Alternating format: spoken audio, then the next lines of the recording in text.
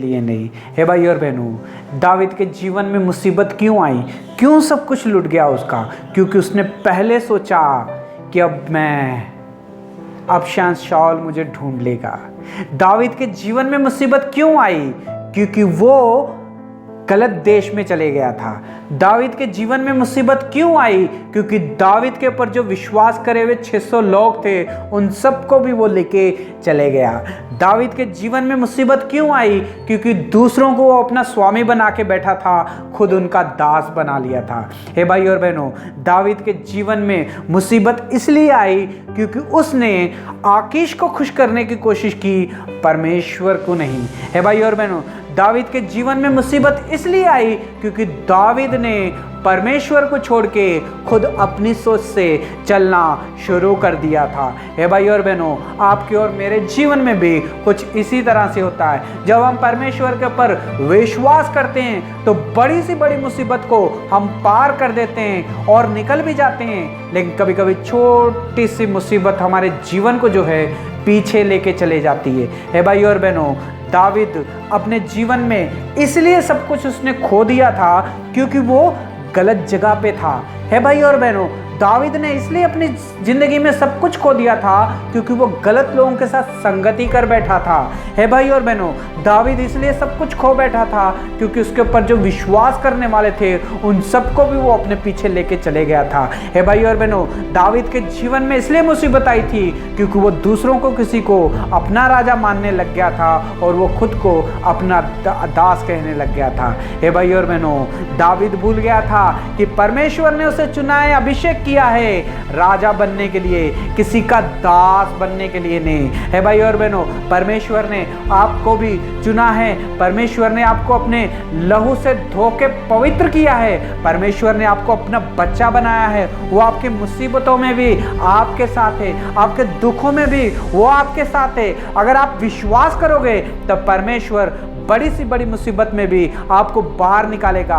है भाई और बहनों, इंसान मुसीबतों में, दुख में, तकलीफों में इसलिए पड़ता है, इसलिए वो भोगता है क्योंकि वो खुद सोचने लगता है, इसलिए वो मुसीबतों में आ जाता है, इसलिए मुसीबतों में आ जाता है क्योंकि वो गलत संगति में चले जाता है, इसलिए मुसीबतों में आ जाता है, वो गलत जगह पे खड़ा हो जाता है, इसलिए वो मुसीबतों में आ जाता है, परमेश्वर से ज़्यादा किसी और को खुश करने की कोशिश करता है। हे भाई और बहनों, इसलिए दावीद ने अपना सब कुछ खो दिया।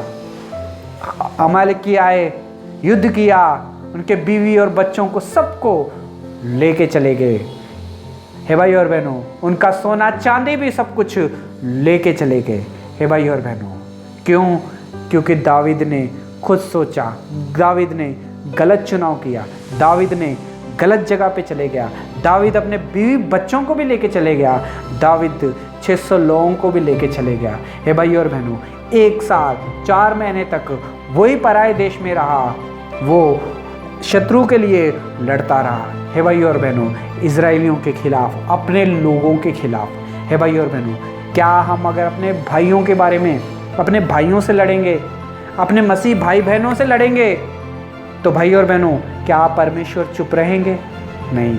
हे भाई और बहनों, दावीद का भी सब कुछ लुट गया था इसलिए क्योंकि वो गलत चुनाव किया था, उसने गलत देश में चले गया था, गलत लोगों के साथ संगति की, गलत लोगों को अपना गुरु मानने लग गया था, क्योंकि परमेश्वर ने उसे चुना था राजा बनने के लिए, इसीलिए उसका अभिषेक किया था।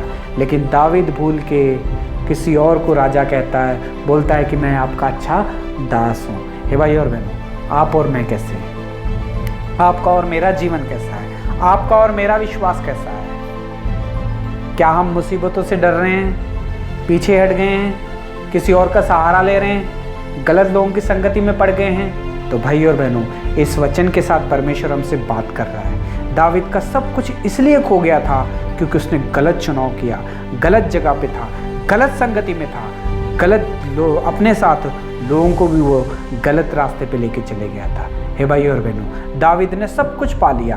कैसा पाया दावीद ने?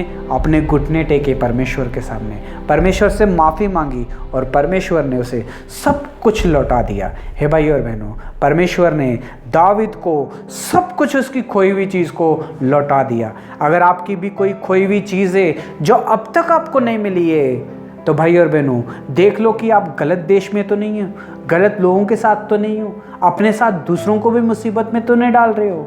है भाई और बहनों, परमेश्वर को छोड़ के आप किसी और के ऊपर विश्वास कर रहे हो।